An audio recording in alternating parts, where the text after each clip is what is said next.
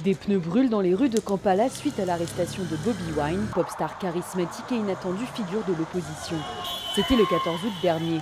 Les vidéos de violences policières et la répression qui s'ensuivent deviennent virales. Les Ougandais osent montrer leur mécontentement. Le président Museveni menace. Parfois, nos jeunes participent à des projets criminels parce qu'ils veulent de l'argent. Ils n'aiment pas faire ça. J'ai cette information de sources sûres.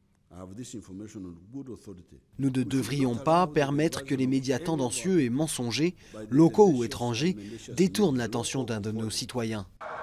Suite à ce discours, les autorités prennent prétexte d'un caillassage du cortège présidentiel pour arrêter des partisans de l'opposition. Les ONG sont aussi ciblées. L'année dernière, des bureaux de plusieurs organisations de défense des droits de l'homme ont été perquisitionnés et leur matériel confisqué. Les commentaires du président sont une indication, à la fois une indication et une recrudescence de la répression qui s'est accumulée avec le temps, mais surtout de la criminalisation de la pensée alternative. Au cours des 2 derniers mois, le réseau des droits de l'homme pour les journalistes en Ouganda a compté 23 cas d'arrestation et d'attaques de journalistes.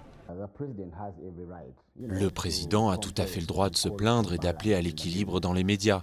Mais nous devons être très prudents, car étant donné sa position, il y a un risque que les représentants du gouvernement, les soldats et la police, s'en inspirent et continuent leurs hostilités contre les médias, car ils pensent qu'ils sont à l'origine du problème, sans jamais remettre en cause leurs propres actions.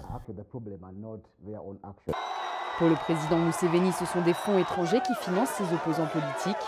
Des soupçons qui risquent de mener le pays dans une spirale de violence, car l'opposition se fait de plus en plus entendre malgré les pressions.